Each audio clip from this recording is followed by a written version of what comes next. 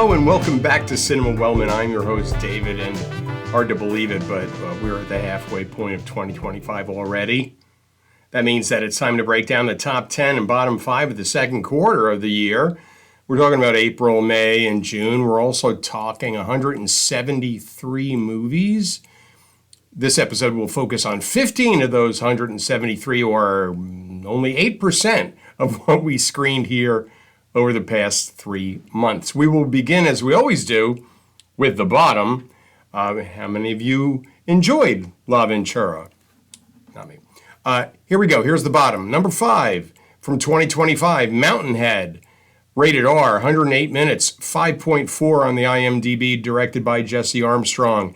Every once in a while, I get fooled by casting. Actually, it happened twice this quarter, and both movies made the bottom 5, so I really got fooled these past months. It's kind of like, reminds me of liking a musical supergroup. So there's one guy from King Crimson, and there's 2 guys from Yes, and the drummer from ELP, and they're called Asia, and they're really not all that good. I thought of Asia while I was watching Mountainhead. Steve Carell, Jason Schwartzman, Rami Youssef star in this drama about a group of friends reuniting during worldwide economic turmoil that they kind of caused, and yet they don't really care about. All 4 friends are ultra-rich business types who don't care about people at all and just care about making money, no matter who gets hurt. I've said this before, and I'll say it again. I hate movies where there's absolutely no one to root for, and this is a prime example of that. I dislike the characters, so I really didn't care what happened to them or what they were talking about after a while. The script seemed to disappear after the treatment was written, and I found this to be tedious and without merit. Maybe it's because I don't have any money. Next, number 4 from 1975, 50 years ago. Doc Savage, The Man of Bronze, rated G, 100 minutes, IMDb 5.4, directed by Michael Anderson. One of the first things I thought of when watching this mess was the actor playing Doc Savage. My thought was, hey, is that Tarzan from the TV show, or was he a game show host? And the answer to that, of course, is, both. Ron Ely played Tarzan on TV and later went on to host a Name That Tune ripoff game show titled Face the Music. I bring this up because I remember watching both of those back in the day. Both were awful and both were better than Doc Savage, The Man of Bronze. This was supposed to be the first in a series of films based on the popular pulp novels. Have you ever heard of the movie Doc Savage 2? It's because it never happened. This movie did so poorly at the box office that all of the sequels were abandoned. IMDb tells us Doc and the Amazing Five battle Captain Seize and the Green Death for control of a fabulous resource. If that sounds like a comic book, it also looked like a comic book. For an action-adventure comedy to work, you kind of need action and adventure or it to be funny. Nope, and nope. Next, number 3 in the bottom 5 from 2024, Riff Raff, rated R, 103 minutes, IMDb says 5.6, directed by Dito Montiel. Here's another example of being fooled by a stellar cast and being let down by the final product. Pete Davidson, Bill Murray, Gabrielle Union, Jennifer Coolidge, and Ed Harris. How can a movie with a cast like that be so bad? Was it the script, perhaps? Absolutely. I also thought it was unbalanced and had problems with pacing. It reminded me of reading rough drafts written by my 8th graders. Wandering stories that never got to the point. Not a fond memory at all. Next, number 2, from 1969, The Comic, rated M. You heard that correctly. 94 minutes, IMDb says 6.4, directed by Carl Reiner. I know he's considered a national treasure and he's still performing at the age of 99, 100 in December, but I've never been a fan of Dick Van Dyke. I'm sorry. Mickey Rooney, on the other hand, I loathe. So why did I even bother to watch this movie that stars both of them? That's a great question. The answer is that Carl Reiner directed it, and I trust Carl Reiner, still do. This wasn't that egregious an error for me to lose trust in Carl. I thought the comic was boring, and Van Dyke's character was beyond redemption. Movies try to do it all the time, and I'm usually not buying it. Michelle Lee, as always, was an absolute delight. If you don't know who that is, see The Love Bug. The original, of course. She's adorable. The Love Bug, yeah. Dean Jones, awesome. Next, here we go. The very bottom, 2025 Havoc. Rated R, 107 minutes. IMDb says 5.7. Directed by Gareth Evans. I always get kind of nervous when a friend of mine says to me, hey, I saw blank, and it's a film that I've already seen and I have a strong opinion about. I'm obviously hoping my friend shares my opinion, and then the conversation can progress into lauding or trashing the movie together. And this happened with my friend Andrew and Havoc at the church before his son Drew's wedding, of all places. Andrew said, I saw Havoc the other night. Yes, I replied with my face. It was absolutely awful. I was instantly relieved, and the trashing commenced. My review contained a few F-bombs, and I didn't care that I was in a church. No biggie. I figured God has heard it all before, and then some. Maybe she's even seen Havoc. Andrew and I agreed that the story was very disjointed and the script did nothing to hold it together. We both usually enjoy Tom Hardy, but agreed that this performance was pedestrian at best, and he was even hard to understand at times. Andrew added that the plot was non-existent, and what passes for a plot is really just the linking together of increasingly ridiculously violent scenes. Well said for a guy who's not a movie guy. He nailed this one. Skip Havoc and see one of the next 10 movies instead. Here are the 10 best movies screened at Cinema Wellman during the second quarter of 2025. We're going to start you off number 10 from 1939. It's The Women. Approved, rated AP for approved. 133 minutes. IMDb says 7.7, directed by George Cukor. I think I like this film so much because I'm such a movie geek, and I absolutely love old movies. IMDb says a study of the lives and romantic entanglements of various interconnected women. It sounds like a typical comedy, drama, romance, but what sets this film apart from the others is the cast, and it's one of the most remarkable casts I've ever seen in a movie. The Women featured 8 of MGM's top 10 actresses at that time. The cast combined for 16 Oscar nominations, 3 wins, 9 Golden Globe nominations, and 2 BAFTA Award nominations. There are 130 members of the cast listed, and they are all women. No actual men appear anywhere in the film. One man is seen in a magazine picture, and that is it. The cast is a veritable who's who of Hollywood royalty. Norma Shearer, Joan Crawford, Rosalind Russell, Paulette Goddard, Joan Fontaine, Mary Boland, Marjorie Main, all masterfully directed by the great George Cukor. Aside from a few minor problems about cast order, Cukor ran a peaceful set that all the actresses remembered fondly in their memoirs. There's a fight sequence featuring Rosalind Russell and Paulette Goddard in which no stunt doubles were used. The script called for Russell to bite Goddard on the calf, which she did. In something straight out of old Hollywood, Russell bit hard, leaving a permanent scar, but the two remained lifelong friends in spite of the bite. This was a Hays Code era film, so the censors and the morality police were in full force. At a couple points in the movie, women refer to other women disparagingly as a BZ. This was not 1930s slang. It was an invented word for the movie because they weren't allowed to say bitch. BZ. Love it. And after the bite scene, a character tells Goddard to check for hydrophobia, rabies, insinuating that Russell is a bitch. Movies got pretty creative, dodging the Hays Code back in the day. This movie was great fun, especially for this fan of old Hollywood. Next at number 9, 1935's The Black Room. Approved AP. 68 minutes in length, 6.9 says IMDb, and directed by Roy William Neal. With over 200 film and television credits spread over a career of 5+ decades, chances are you've heard of Boris Karloff. You may know him as the original Frankenstein's monster, the OG Mummy, or even as the narrator and the voice of the Grinch.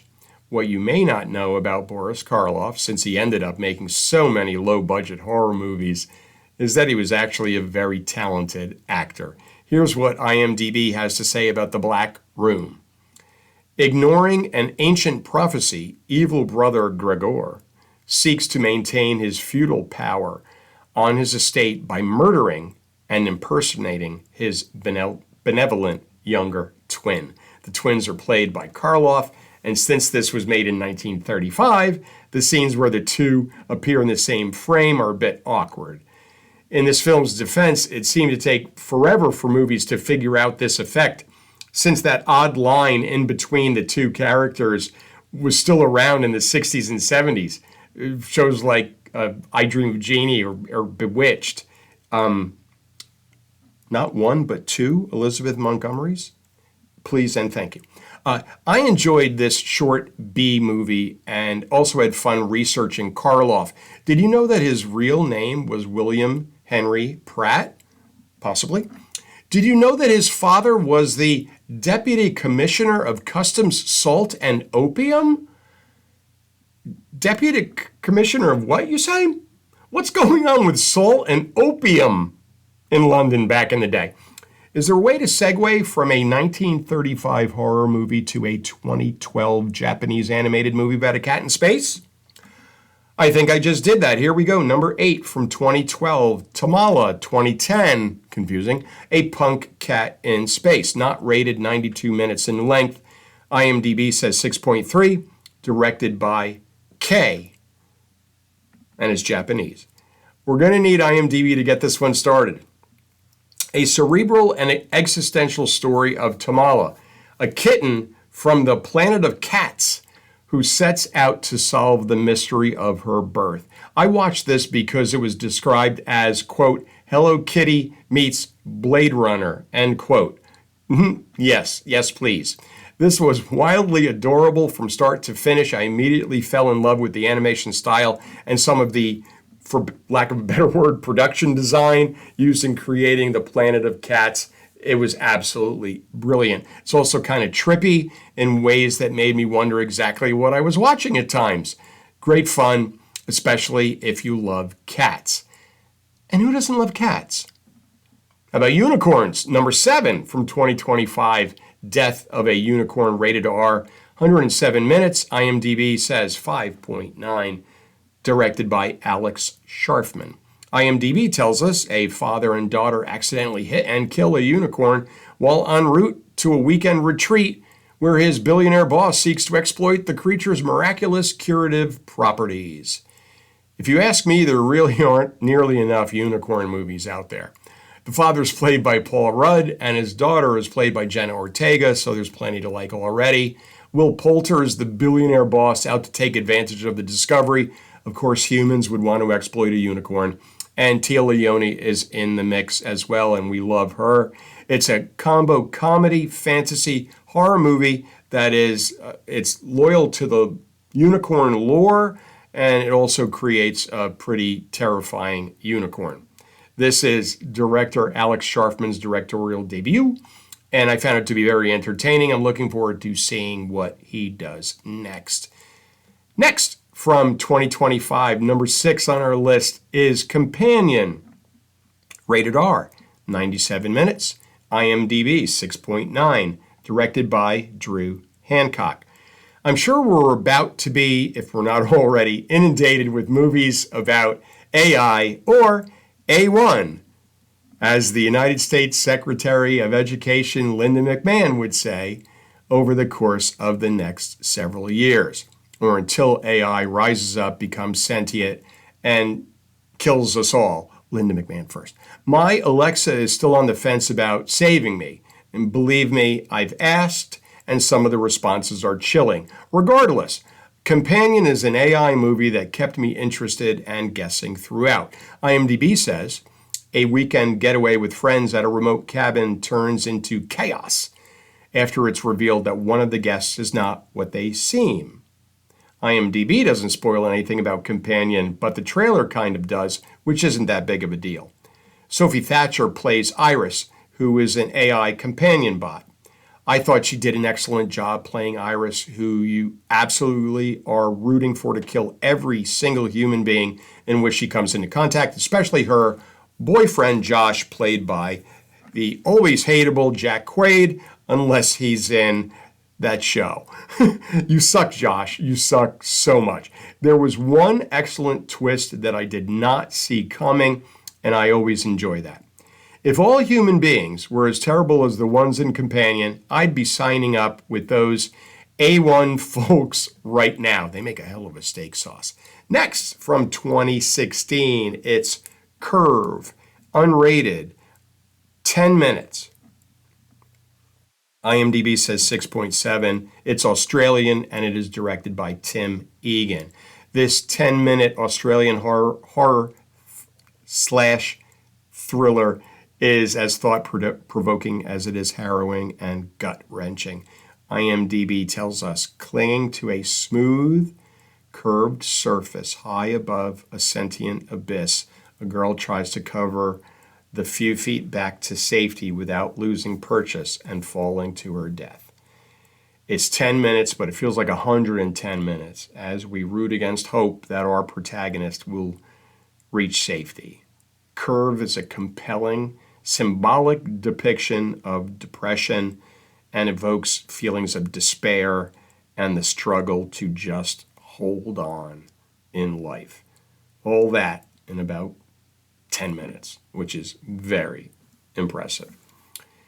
That one was, I knew what was going to happen, and you know when you tune into that one, but that one was rough. Next, from 2013, number 4 on our list of the best of the quarter, Levitated Mass, unrated, 88 minutes, IMDb 6.9, directed by Doug Prey. This is an art documentary, and the levitated mass in the title is a gigantic rock. This documentary details the art project from discovery to installation. Here are some statistics regarding the project that absolutely blew my mind. The rock weighs 340 tons and is 21 and a half feet in height and width. It traveled a circuitous 105 miles through 22 cities and 4 counties, and the trip took 11 nights. The rock traveled at about 7 to 8 miles an hour and required a custom-built 206-wheeled, 294-foot-long transporter. The artist, Michael Heiser, had the idea in 1968, but didn't find the right boulder until 2006. The cost of the project was over $10 million, all in private funds. Seeing this project from start to finish was amazing. The amount of work that went into it was mind-boggling. The transport system itself was an engineering masterpiece. Low bridges needed to be avoided. Power lines and traffic lights needed to be temporarily removed. Trees needed to be trimmed. A true logistical and engineering nightmare. Add to that the towns that politely declined to be part of the route, which made for an even more circuitous trip. I was relieved to hear the money was all from private donors and no tax money was used. I'm a huge supporter of the arts, but seeing this project move through some poor areas made me think of what $10 million could have been used for, but you can't tell people how to spend their money. It also brings up the discussion of what constitutes art. I mean, it's a 680,000 pound rock. From a debatable piece of rock art to an indisputable piece of artistic magic out of Germany in 1926, it's The Adventures of Prince Ahmed, not rated 80 minutes. IMDb says 7.8. It's German, directed by Lotte Reininger. There are so many things about this movie that I loved, including the fact that it is the earliest feature-length animated film to have survived. This is stop-motion animation, bringing cardboard figures to life that was shot on a flat surface that was lit from below.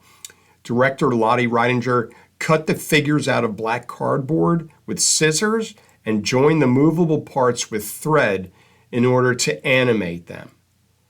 Reininger made over 250,000 frame-by-frame stills from 1923 to 1926, and 96,000 of them were used in the film. That breaks down to 1,200 stills per minute, or 20 per second, which is why you'd never suspect what you're watching is black cardboard figures cut out with scissors. It is a mesmerizing artistic achievement that everyone should see at least part of. It needs to be seen to be believed, and you can see it on YouTube. Check out at least part of it. Just amazing. Next up, Steven Soderbergh is back in Cinema Wellman. He's back in the top 10. It's from 2025, Black Bag, rated R, 93 minutes, IMDb 6.7. Directed by a friend of Cinema Wellman, Steven Soderbergh. IMDb tells us, when intelligence agent Catherine Woodhouse is suspected of betraying the nation, her husband, also a legendary agent, faces the ultimate test of whether to be loyal to his marriage or to his country. I've talked about Soderbergh before here, and I've mentioned that he's usually hit or miss for me. Lately, he's been a big hit here at Cinema Wellman. I recently praised Presence, and I also liked Kimmy from 2022 and No Sudden Move from 2021. Black Bag is a lot of cloak and dagger stuff, and it stars friend of Cinema Wellman, Cate Blanchett, who agreed to star in this without even reading the script. Soderbergh is one of those directors. See this if you can. It's only 93 minutes. Soderbergh has done it again.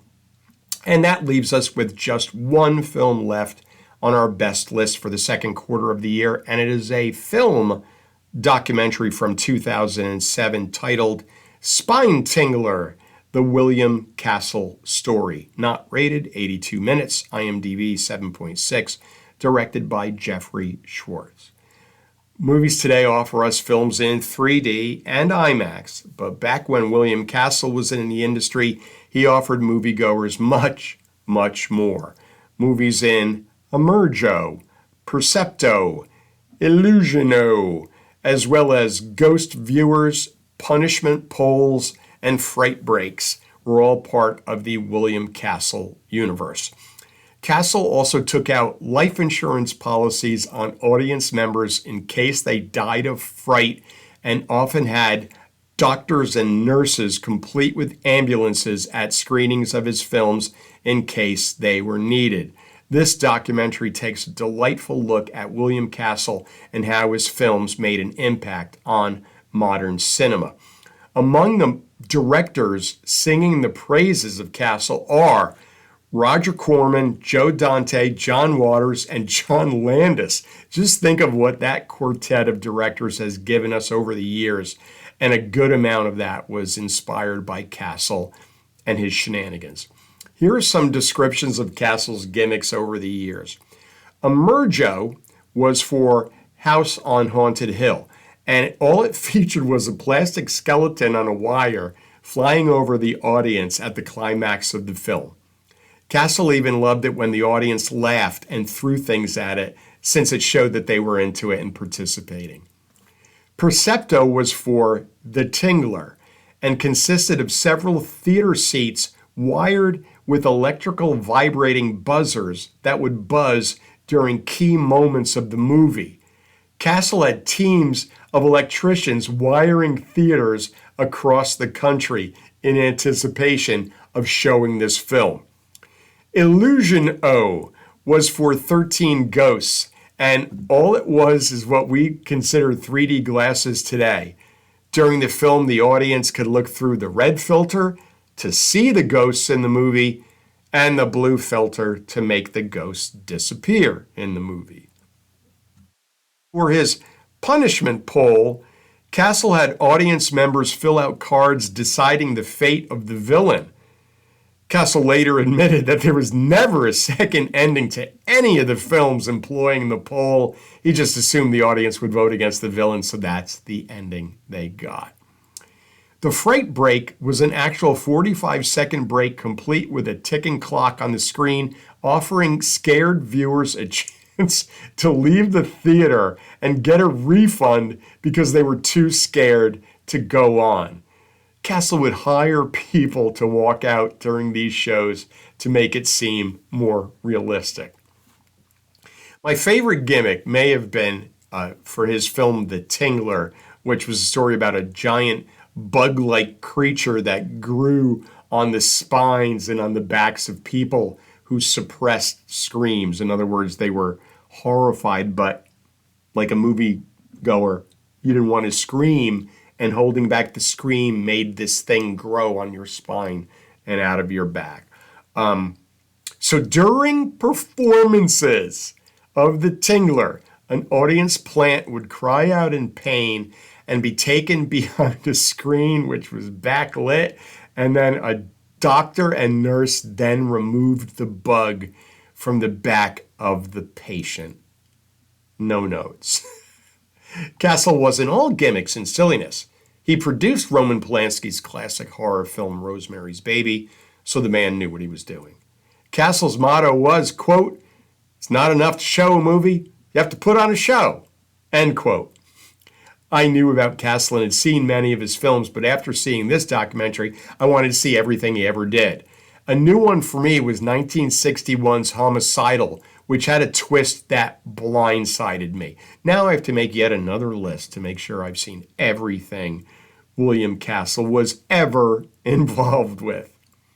Oh well, another list. Oh well, okay. All right, that's a wrap from here at Cinema Wellman as we break down our top 10 and bottom 5 of the second quarter of the year. We're halfway through already. We hope you join us again soon for another episode of whatever this is. We appreciate you and the fact that you're interested enough to tune in over and over, hopefully. Until next time, take care.